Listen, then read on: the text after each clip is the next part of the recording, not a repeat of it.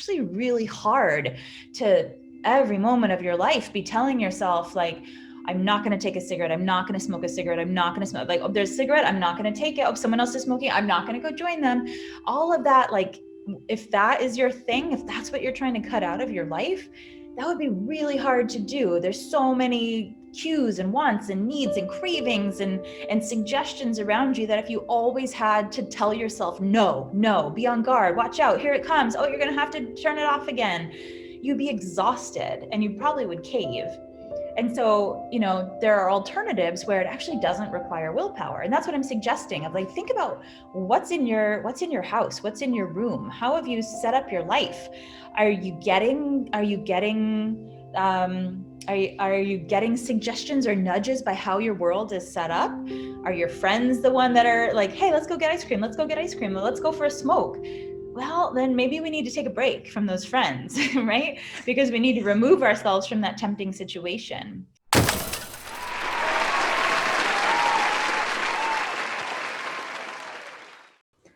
Hey everybody, welcome to the Being Different show. Our goal with this show is to introduce you to people and ideas that can help you improve the quality of your lives. Our guest today is a social psychologist and an associate professor of psychology at New York University. Her research focuses on people's perception of the world and how their motivations, goals, and emotions influence it, especially in regards with visual perception. She has been a recipient of several prestigious academic awards like Sage Young Scholars Award and Early Career Impact Award, just to name a few. Her TED Talk, Why Some People Find Exercise Harder Than Others, has received over 1 million views. So guys, please help me in welcoming the author of book Clearer, Closer, Better, How Successful People See the World, Emily Balcetis. So good to have you on the show, Emily. Thanks for the invitation. I'm excited to chat with you today. It's a pleasure to have you. So, Emily, while I was reading your book, I was really fascinated, mainly because it was full of so many interesting stories, including yours as well, which is quite fascinating, right? And Thank so, you. what was your motivation behind writing this book? What was going in your mind? Well, I was looking for another opportunity to challenge my brain, honestly. I've written a lot of papers for a scientific audience, and I've been doing science for 20 years. But my mom still didn't understand what I did. I tried to send her some of the things that I had created or that I had produced or that I had written, and she like kind of got it. And then she kind of got it when she saw my TED Talk. But I thought, honestly, like I want a book where she'll understand what I'm talking about, what I've been spending my life doing, but like so many other people also. And so I wanted an opportunity to become a storyteller, really. Mm-hmm. And that's been pretty evident throughout the book. I've been like really liking all those stories, and I've been like looking up all those people who you've talked about in the book. Thanks. Yeah, it was lots of fun to try to find like what's the best example, what's a really interesting person. Maybe we've heard about them, but many of them we probably haven't heard of, but who are doing like super cool things in their life and have figured out a way to do like what seems probably impossible to most people. And then to realize like what's one of the keys to success for them? What's something that they did, that they used, a tactic that they used to do this really amazing thing, and then can that be useful for other people? So that was a fun process for me, and I feel really fortunate living in New York that just kind of going about your everyday life, you meet such fascinating people, and if you actually stop and have a conversation with them, you can realize like coincidentally, I happened to meet somebody who he and his team jumped out of an airplane at 25,000 feet with no parachute and landed in a net that they couldn't even see from the airplane. And that was just somebody I started having a random conversation with. And when I unpack his story of like, why would you do that? How could you do that? How did you not die doing that? I realized, the key to literally the life and death experience there is something that actually we can all resonate with and that we can all take advantage of to help us in other regards, even if we're not jumping out of airplanes. Yeah, that's incredible. I mean, since you've got to like talk to a lot of people who've been really interesting, and Luke Aikens, as you were talking about, who jumped out of 20, I didn't know of him earlier, but after reading about him. I researched about him and saw that video. It literally gave me goosebumps and and I was like, Yeah. okay, holy shit.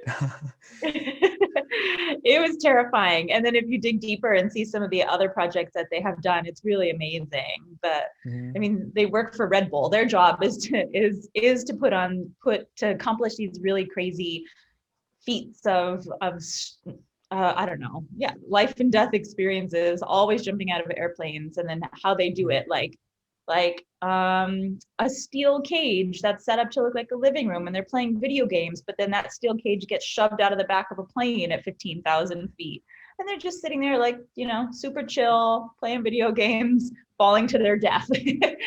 um, yeah, and like something about that story actually can work and resonate for all mhm. of us. And he was still not satisfied with this. He wanted to land in the center, and he's planning to do it again. I'm like, okay, that's really fascinating, though. I know, right? Yeah. So one of the keys that you talked about, or the tools that you talked about in your book, was being able to narrowly focus on something. Why do you think is that important? And what do you mean by that? Well, that is the tactic that I think, or the technique or little tip that I drew from that story of jumping out of the airplane without a parachute and finding that net. The key there was that that this team worked with like professional Hollywood stunt creators and like space engineers, and also people that design light bulbs to help airplanes land. And I didn't realize this, but the light bulbs when planes are landing are like half red and half white.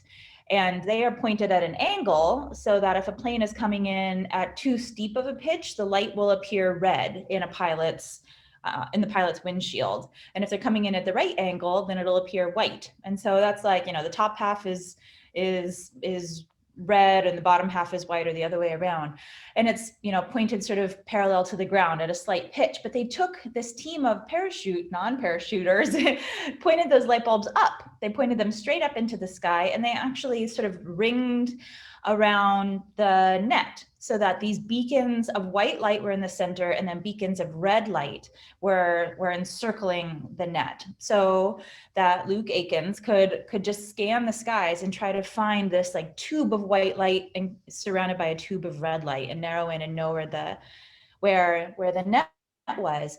And when he's jumping, he said that he found that beacon of white light, and in fact was so focused on it, he didn't take his eyes off of it. It was almost as if there was blinders to the rest of the world that were on his face. He said he didn't even see the red lights. He didn't see the red lights that were just, the next ring of light out, because he was just so narrowly focused. Now for him, that was the key to like literally staying alive in this experience. But for the rest of us, that narrowed focus actually is a technique that we can take advantage of in a couple of key instances when we're dealing with our goals. One of them is when we need that last push over the finish line. Now, I also have worked with Olympic athletes who are pretty amazing runners, and they do this when they literally need a push over the finish line, when they Mhm, need that last boost of energy. I would have thought, oh, they're like tracking the competition and keeping eyes out for who might be coming up on the sides, but they're not. Their focus is just on the finish line. They don't know where the rest of the competition is. mhm, And when the rest of us do that too, when we're exercising, when we're trying to walk a little bit further, run a little bit faster, if we choose a goal and focus our eyes on it, what my research has found is that people literally move faster, even if it hurts, even if they're out of shape, even if they weren't necessarily motivated in the first place to do this. This is a tactic that can help improve the efficiency of their physical performance. But it can also work for things that aren't about exercise or about moving our body. When we think about some of the goals that we have that might require that we commit our time, commit our mental energies, sometimes it can be hard to just like finish it up, right? We are excited to start something new at the beginning. Our interest probably waxes and wanes in the middle when it gets a little bit more challenging. And then for a lot of us, we just never cross that finish line unless there's a deadline or somebody's making us turn in an assignment, or we have a boss that says you have to do this. If it's just up to us, a lot of times we'll take it 80%, but not that last 20%. And so by focusing our visual attention on, maybe an inspirational picture that reflects what we're working towards, or we can keep our cognitive focus on that goal. It puts our distractors out of mind, out of sight, and we can get that last bit of focus and energy and motivation that we need to pull a project over the finish line. Yeah, that's really interesting. And I found this like personally very helpful. When I used to exercise initially, when I just started out, I was like, okay, I have to do 50 push-ups a day, and I'm near my goal. I'll be just done. I just have to stay for 5 more minutes, and I'll be done with it. And that kind of helped me to push myself through that. And I think so. Having those small goals, those smaller attainable goals can be really helpful, because when you meet them, you feel a sense of accomplishment that then motivates you to do it again. But if we were just to say, you know what, I'm going to wake up today and my goal is 500 push-ups by tomorrow, by the end of the week. Ugh, forget it. I mean, I can't really even do one push-up. I can do the down, but I can't do the back up part very well. So that might seem overwhelming for a lot of people. But if instead you say, all right, before breakfast, I'm going to do 10. And then after I take a shower, I'm going to do 10. And then when it's lunchtime, I'm going to do 20. Right? Well, actually, that seems a lot more manageable. And then when you do 10, when you do the next 10, when you do that 20 at lunchtime, and you start to see your streak, right? That streak can be motivating. Like, people don't want to break streaks when they start one, that there's an incentive to keep it going. I can totally relate to that. I in the last semester of my college, I learned about Pomodoro technique, and that's exactly it is about, like dividing a large complex task into smaller manageable portions, so that Mm. and I applied to that. I applied that technique to the subject that I was really hating, and I was able to do pretty well in that subject just because I was able to divide it and not think of it as something really big, but like a small portion of it. I have to do only this much portion in 25 minutes. That's it. That's great. Yeah, there's a pretty famous behavioral psychologist, Dan Ariely, who did an experiment with the students in his university Mhm. class. And he let some of the students, there's 3 papers. By the end of the semester, you have to turn in 3 papers. And he Mhm. let some of his students in maybe one section of his class choose their own deadlines. Well, when do you want your 3 papers to be due? And in another class, he chose the deadlines. And what he found was that when he chose the deadlines, the students were more likely to turn their papers in on time, and they did a better job writing those papers. And then if you try to unpack why, well, why is that? Do we work better when someone else tells us we have to meet this deadline, or do we work better when we choose our own deadlines? And I think a lot of people would think like, well, I work better when I choose my own deadlines. I know my schedule. I know what's going to work with the other things I have on my plate. But what he found was the opposite. And that's because when he chose the deadlines, he spaced them out. So he made the first paper due in the first third of class, the second paper due in the second third of class, and the third paper due in the third of class, the final third of the class. And by spacing it out, it took what would otherwise seem like this very big project, writing 30 pages rather than three papers of 10 pages. And you sort of subdivided it and had it progress in a more incremental way. He made the goals smaller. When people chose their own goals, their own deadlines, they pushed them all to the end. They thought, I'll just maximize this. I'll give myself the most window of time to get them all done. So my deadlines for all 3 are the end of the semester. They were far more likely to do that. Mhm. And then that just made the project seem more overwhelming. The papers became like a much bigger deal to accomplish. So they didn't spend enough time working on all of them. They procrastinated and started too late. Then that window of time actually became too small. So when we take a big goal and break it up into smaller pieces and space those out, at least this experiment showed that students did better. They may not have thought that, they may not have realized it would have that effect, but it did. They got them in on time and they did a better job writing. Yeah, that's absolutely true. I mean, all of us think that we're gonna do really good if we set our own deadlines, but that's not true. All of us start like 3 days before the deadline. So that's what happens. Yeah, and that's, life just gets in the way, or we're still learning how to best manage our time. And I think, it can be challenging to try to change those habits, but thinking conscientiously about it, it is Mhm. possible to change what our default is. And that's the goal here, is to try to give people an incentive to maybe change up what is their habit. Right. Emily, I mean, that example of Luke Aikens, that really stuck on my mind. And I was really curious about how one actually focuses so intently when there's no life and death situation involved. Because Mm-hmm. in case of Luke Aikens, there was completely like a situation of life and death. But when we are Mm-hmm. working towards something, there's nothing as in we're facing a life threat or something, right? So how does one focus on that? Well, it doesn't have to be as intense of an experience as these light bulbs pointing up in the sky to find a net that you need in order to Mhm. live. But we can't, but there's like, much more mundane analogs that can still have big consequences for our life. There was a really interesting study that was done looking at trying to get people to support a children's aid charity, an international children's aid charity. And what the researchers did, pairing up with this foundation, was send out invitations to contribute financially, to donate money to this children's international aid campaign. And they changed people. They had people narrowly focus, and they said, we have a $10,000 goal. We're trying to raise $10,000.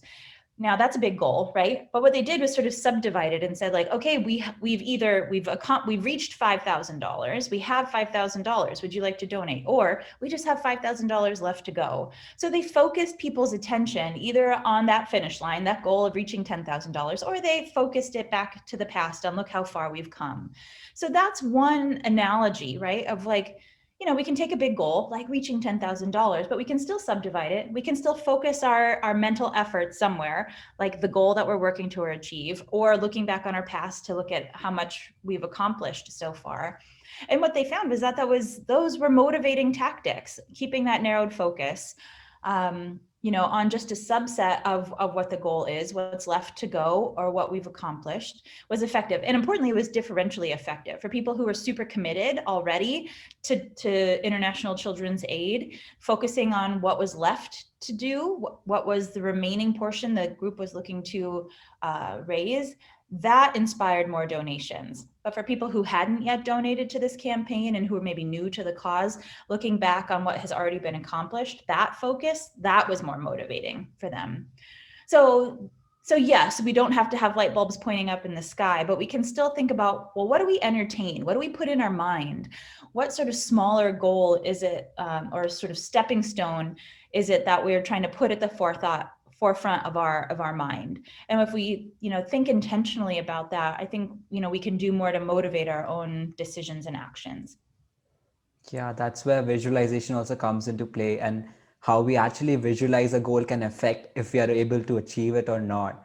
So, Yeah. you talked about visualizing your goal and being able to materialize the plan of action. What do you mean by that? I think there's great power in our visual experiences. When we are looking, for those of us that are sighted, who have the experience of sight, we prioritize that sense more than any other sense, right? There's more neurological real estate that's allocated to visual experience than touch, than smell, than taste, than hearing, than all of the above. And if we lose our sense of sight, there's cool studies that have been done where they put blindfolds on people for like 5 days, and they know that no light is coming into their eyes. So, they've temporarily blinded them. You might wonder, well, what happens to all of that visual processing area in our brain, that visual neurological real estate? Well, does it just stop doing anything? No, it starts responding to our sense of touch. So it's fine. Our brain wants to find new ways to see if we take away our visual experience. The visual cortex gets taken over by the processing what's coming in on people's fingertips. So our brain wants to see. We want to make sense of what it is that we're looking at, and we think that what we see reflects the way the world is around us. We have a strong intuitive trust in our visual experience. Mhm. So when we think about how can we meet our goals, we can take advantage of that prioritization. We can, if we think our eyes are so special, if our bodies are set up in a way that makes us think our eyes are so special, then let's use that to our advantage. There's, those phrases out there like, what you see predicts what you do. So let's set up our visual environment in a way that sparks or inspires the kinds of things that we want to do in our life.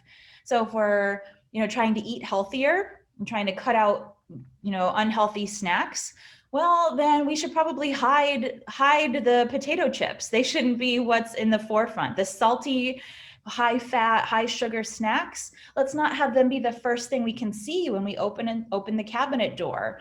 Maybe they shouldn't even come in the house, but let's say that they are there. Well, then we should make sure that when we open up a door, we open up the refrigerator, that what we see is a healthier option first, and that we would have to work harder to even see the thing that we're trying to cut out of our life.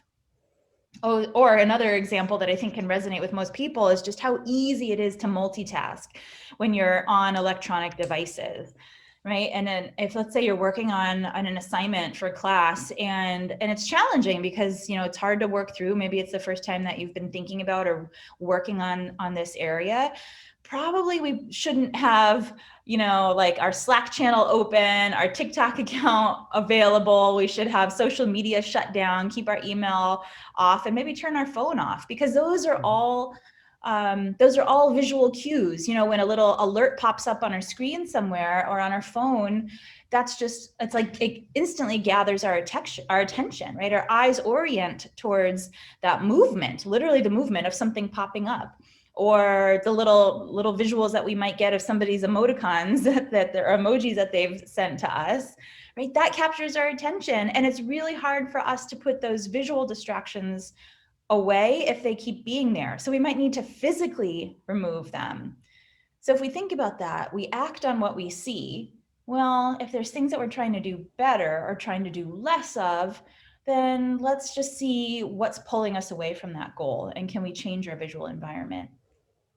And I find that like personally very true in a way that when I'm working on my laptop or I'm doing work, I keep my phone in my bedroom, which is like I have to walk to my bedroom in order to get my phone, which That's a means great idea. and that truly aligns with what you said, because if my phone is kept near me, if I even see it, I had this instinct curiosity within me that I want to see what's going on, like on social media, and I need to check it up.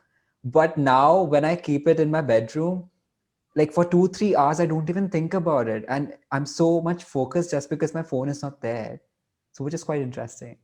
That's a great idea. And I mean, I know sleep is a really hard thing for people, especially like with COVID right now. People have more anxieties. They're not having the same kind of social connection, and it's causing, you know, it's for me, it's causing a lot of emotional distress, and I'm sure for so many other people too. And so like the phone might be the way that we get social connection right now, but it also is the reason that we're having a hard time sleeping at night, because it's always there. And it is designed to be addictive. There's so much in the design of apps and the interfaces that is meant to keep us there, right? So it's so easy if we keep a phone by our bed, or if we keep the phone next to our computer when we're trying to get some work done, it's so easy to get pulled into that world that is by design intended to keep us there, and as a result, keep us away from the things that we should be doing, like getting more restful sleep, like doing our homework or finishing up a project.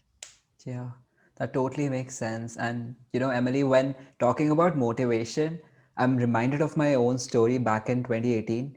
In December, I was watching some of the videos on diet and nutrition. And and let me tell you, I mean, a bit of context. Before watching those videos, I was the kind of person who would always prefer junk food over healthy stuff, who would always want to have a sweet, sugary meal after everything I eat. And I would love chocolates and ice creams. But after watching those videos, like a couple of them for through 2 3 hours, for the next 6 months, I didn't eat ice cream. I didn't eat chocolates, and I didn't eat junk. And I found myself in a position wherein I was wanting more of vegetables and healthy stuff. And as shocked my mom was, and I was too. And I'm still not able to figure out what factors played a role here. And I mean, what do you think when a drastic change like that happens? What factors are key that play an essential role here? Well, in the same way that social media is designed to have addictive properties, I mean, so too is sugar. Sugars have that same kind of there's a lot of neurological similarity between what happens when we're looking for likes on anything that we're posting to social media and what happens when we have sugar. There's a reward system in our brain, and we're very sensitive to things that bring reward in our brain comes from sugar. It's an instant hit of energy. It also dies really quickly, which is why it's not an effective way of energizing our body. It's not sustainable in the long run. But the same thing happens when we're engaged with social media, that it is built in a way that gives us the same kind of rewards or same kind of pleasure experiences in our brain as sugar does. So, and we can grow an addiction to that feeling of reward, the rush of the neurotransmitters, that signal that we've had an experience that's pleasant right now, we want it again, right? So we want more sugar because we just had this like, oh my gosh, that was really great. Give it to me again, give it to me again, give it to me again. And the same thing with like a post that goes viral, like, that was amazing. Give it to me again, give it to me again. And we go chasing that sugar. We go chasing that next experience on social media. And so we have to wean ourselves off of that. If we have created this addiction to sugar or social media, and we're chasing that high again, we have to pull it back. And you did that. It sounds like you went cold turkey and just cut it out. And that might be challenging for some people. It might also be the way to go. It might actually be necessary. And so you've sort of trained your brain to find reward in something else. You've made your body healthier by cutting out the sugar. You found a sustainable way to provide like a constant source of energy rather than this a hit and then a crash and then a hit and a crash that you get from junk food. And so you probably you've sort of retrained your brain to find that pleasure, to find that energy through something that provided a more constant source of reward. And you know what? I wasn't using willpower, which is quite fascinating. And that kind of resonates with what you said in the book, connectedness to the future.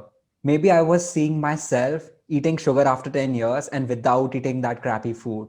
And that kind of hit me and that brought that behavior change. I feel like I think that could be one of the factors that played a role there. Yeah, totally. I mean, there's two things that you brought up there. It's about willpower, and you said I wasn't using willpower. And I think that would probably surprise a lot of people, that you really enjoyed chocolates and ice cream, and then all of a sudden you cut it out of your life. How could that not require willpower? But I agree with you that probably you were as successful as you were because you weren't relying on willpower. If you were, that would be totally draining and depleting. It's actually really hard to every moment of your life be telling yourself like, I'm not going to take a cigarette. I'm not going to smoke a cigarette. I'm not going to smoke. Like, oh, there's a cigarette. I'm not going to take it. Oh, someone else is smoking. I'm not going to go join them. All of that, like, if that is your thing, if that's what you're trying to cut out of your life, that would be really hard to do. There's so many cues and wants and needs and cravings and suggestions around you that if you always had to tell yourself, no, be on guard, watch out, here it comes. Oh, you're going to have to turn it off again. You'd be exhausted and you probably would cave. And so, there are alternatives where it actually doesn't require willpower. And that's what I'm suggesting of like, think about what's in your house, what's in your room. How have you set up your life? Are you getting suggestions or nudges by how your world is set up? Are your friends the one that are like, hey, let's go get ice cream. Let's go get ice cream. Let's go for a smoke. Well, then maybe we need to take a break from those friends, right? Because we need to remove ourselves from that tempting situation. Or, maybe we have stocked our kitchen and our pantry full of the things that we actually don't want to be eating. Well, we need to throw them out. We need to give them to the neighbor. We need to not bring them into the house again so that we don't have to use our willpower to moderate or to pull it back. It's just not even an option in the first place. That's the world that we want to set up. Yeah, that's so true. And setting and being able to set up an environment for yourself so that you actually don't do the things you don't want to do. That's something that's pretty interesting. And Yeah, so yeah. you're not tempted by the things that are in your world. Yeah. Hmm. So, Emily, before we wrap this conversation up, what are the 3 tips that one should keep in mind before like setting goals for themselves so that they are more likely to achieve them? So I think there's a good like 3-step plan for how should we set our goal. First, we want to know where it is that what are we working towards? What is this like the lofty ambition that we have for ourselves. And we should keep that in mind, but we need to couple it with a concrete plan of action. We need to break down that fantasy, that daydream, that high level goal, and then think about, okay, concretely this week, this month, what can I do to take a step in that direction? And we need to make those plans so that we know what is the next step forward. Do I go left or do I go right? That's step 2, that concrete plan of action. Step 3 is when we're planning our goals, we also need to take some time to foreshadow failure. And that might sound weird. When we're trying to motivate ourselves and just start something new, we should think about all the ways that this won't work. How is that going to be exciting? If I just thought like, well, here's 2 or 3 ways that I'll succeed. Here are my 2 or 3 paths forward, but here are the 5 ways that this won't work out, then why would I do it in the first place? But what it's done actually is, sort of set up the backup plans. We've sort of troubleshooted the obstacles and the solutions to those obstacles even before experiencing them. We have our safety net, in a sense, already planned out for ourselves. So really, it's coupling those 3 things. Where do I want to be? How can I get there? What obstacles might I face? And how can I overcome them if I were to experience them? Now, that's an effective way to plan our goals. And another thing is that it's just really important for us to track our own progress. We have faulty memories. We're not good at actually remembering what we did well and what we did poorly, and in what proportion did we succeed and did we fail. Our memories are biased in ways that help us feel good about ourselves, but feeling good about ourselves actually might not help us to realize what our actual progress is towards our goal. So we need to find ways to make ourselves accountable. And that might mean reflecting every day on what we did, what was our progress on our goal, how far do we have to go, and then reviewing every day's log at the end of the week or at the end of the month, so that we're not relying just on our memory of what we've accomplished. We can look back at our own data about our life to assess whether we've made progress and whether we need to revisit what our goal and our plans are. Which is really helpful in a way that once you're tracking your own progress, you get a sense of achievement as well, since Mhm. you are making progress, but if it's not fast progress, but still you're making progress, which kind of gives you that reward as well. And that's like a Exactly. feedback loop, and that's truly fascinating. Yeah, I agree. Yeah. Emily, just one last question. What's the impact that you want to have on the world? I just want people to realize that there's probably more options for meeting our goals than we even realize. We get stuck in a rut. It feels hopeless. Sometimes we don't know how can we move forward, but it might be because the tools or tactics that we use just aren't working in this situation. So really what the book is about is just trying to expand people's toolbox to give them new techniques that they might try when they feel stuck, maybe to gain some insight about how they are operating, and to give some suggestions for trying out something new. I think that feeling of despair or hopelessness can be overwhelming and debilitating, but it doesn't need to be the only thing that's stuck in people's minds. There are different ways to move forward, and this is meant to offer some additional strategies to help people to accomplish what it is that they want in life. That's beautifully put. And thank you so much, Emily. I mean, after reading your book, I could have a conversation that could last for hours and hours, because there's so many insights, valuable insights that are like literally goes into when you read that book. And for you guys who haven't read the book, I highly recommend it. It's so amazing that you'll get so many insights and you'll actually be likely to achieve your goals. So thank you so much, Thank Emily, for this wonderful thank you for the conversation. invitation. Thank you for the invitation.